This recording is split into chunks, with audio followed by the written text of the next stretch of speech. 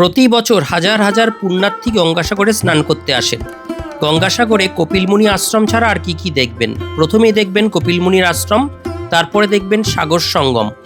রাত্রে আবার কপিলমুনির আশ্রমে আসবেন, সেখানে সুন্দর সন্ধ্যারতি দেখতে পাবেন।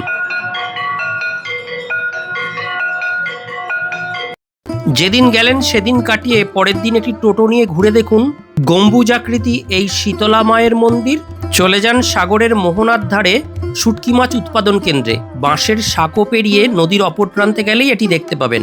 আরও মোহনার কাছে চলে গেলে পাবেন একাকী দাঁড়িয়ে থাকা লাইট হাউস ও বিস্তৃত বঙ্গোপসাগর। লাইট হাউসের পাশেই একটা নিরাড়া বিচ, একদম লোকজনহীন।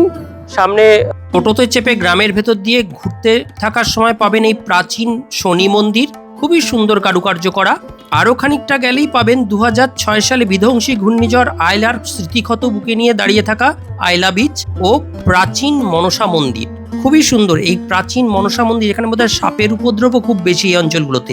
বিশাল সুন্দর কারুকার্য করা একটি বিরাট মনসা মন্দির। সেখান থেকে আরও 4 কিলোমিটার গিয়ে পাবেন নাগ সরোবর, বিরাট একটি পুকুরের মাঝে কৃষ্ণের কালিয়া দমনরত মূর্তি ও আরও প্রচুর সুন্দর যোগমায়া মূর্তি, বাসুকী নাগের মূর্তি, খুব সুন্দরভাবে সাজানো এই স্থলটি।